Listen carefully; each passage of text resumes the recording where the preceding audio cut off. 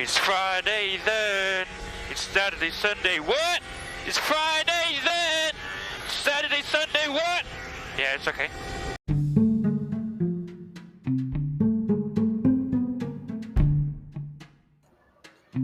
What's up? This is Jeff. Welcome to Jeff's podcast, and today I'm going to make two topics for each episode. And the first one is Valve is launching a new handheld gaming console called the Steam Deck, and Nintendo is giving a morning wake up call as they challenge Valve's handheld console.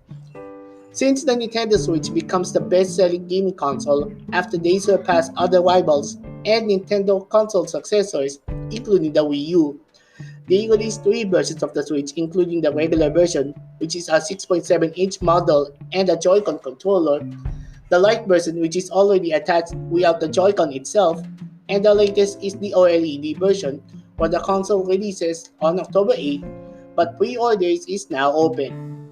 The Switch OLED has been unveiled, and the features are the same as the regular Switch, with a bigger 7-inch screen, 64 gigabytes of internal storage, enhanced audio functions, and a wider adjustable stand for use on tabletop, plus a new dock that includes a wide LAN port. I played the Nintendo Switch for the first time using the regular edition, which is a 6.7-inch model, and this is the first time that I played for the console. The first Switch video game that I played is Mario Kart and Asphalt. I was too addicted to the console, but the problem is the internet connection. So I'm going to figure out how to connect to the internet using the console.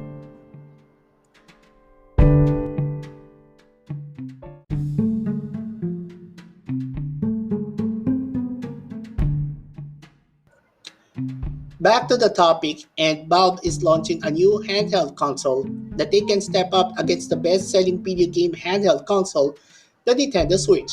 It's called the Steam Deck.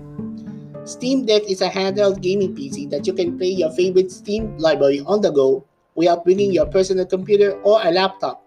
It looks like a Switch-esque design, but it's different. That includes a trackpad where it acts as a mouse as seen on laptops, plus features including the AMD Zen 2 CPU and next-gen RDNA 2 GPU that is seen on the PS5 and Xbox Series X, along with a 7-inch touchscreen and a gyroscope.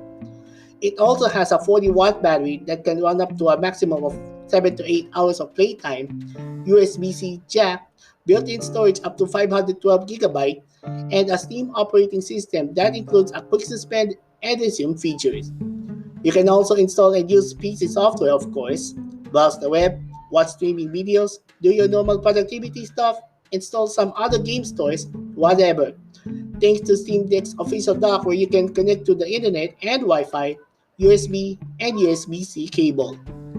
There's also the home screen for the Steam Deck. It looks very useful user interface compared to the Nintendo Switch, where these features are Steam Chat, Remote Play, and a Steam Store. I think the Steam Deck is interesting since I have the Nintendo Switch at home, and even I have a Steam account where my little brother tried it out, but only for the PC. So for the users of the Steam Deck, you have to register your Steam account. For existing Steam account, I think it is possible to connect it for the device. The Steam Deck ships this December in selected countries including North America and Europe, with other regions are expected to follow by 2022. I think I'm going to test it out this handheld device someday.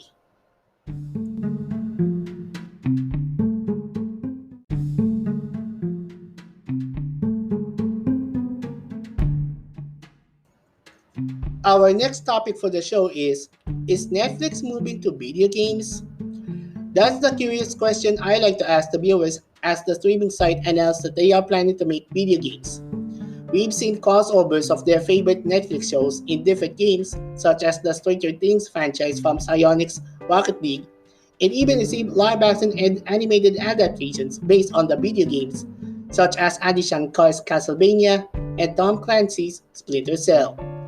So the streaming site enters its video game territory after showing its TV shows and movies, and confirmed that Mike Verdu will serve as Vice President of Game Development of Netflix. He'll report to Chief Operating Officer Greg Peters, and the idea is to offer video games on Netflix's streaming platform within the next year. According to a person familiar with the situation, the games will appear alongside current fare as a new programming genre, similar to what Netflix did with documentaries or stand-up specials. The company doesn't currently plan to charge extra for the content, said the person who asked not to be identified because the deliberations are private. For those who know about Verdu is a former vice president in charge of Facebook who develops Oculus and also serves as a former executive of Electronic Arts and chief creative officer of Sinai Incorporated, known for its popular games such as Plants vs. Zombies. I think that's a bold move if Netflix is making video games after they already finished making films and TV, so the streaming site is making interactive programs such as the award-winning Black Mirror and Carmen Sandiego. Well, Carmen Sandiego is one of my favorite shows in the 2000s. City analyst Jason Bazinet wrote on Netflix moving to video games that this feels like a significant event with broad ramifications across the video games landscape. It creates obvious risk for larger game developers and publishers. We know that there are a lot of talented game publishers and developers who are making great games. In a Bloomberg USA article with Netflix CEOs or chief executive officers Reed Hastings and Ted Sarandos, they shared their interest in pushing into gaming in recent calls with analysts. They've also identified the Battle Royale shooter game Fortnite as a competitor for its customers' time. Still, Hollywood studios have a checkered history in the video game business. Some companies have had a lot of success licensing their movies or TV shows for games, and Warner Bros. Has created a handful of hit titles in-house over the years. But Disney, the world's largest entertainment company, shut down most of its in-house gaming operations after years of unsuccessful efforts. It has since focused on licensing Marvel and Star Wars properties for games.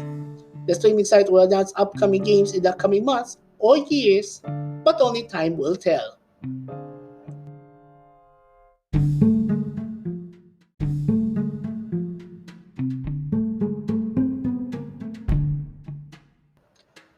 So that's it for this episode of the podcast. And before the show comes to a close for this episode, I saw on the official Facebook page of Madhouse Design Studio that they revealed the design of the Tier 1 esports and gaming facility.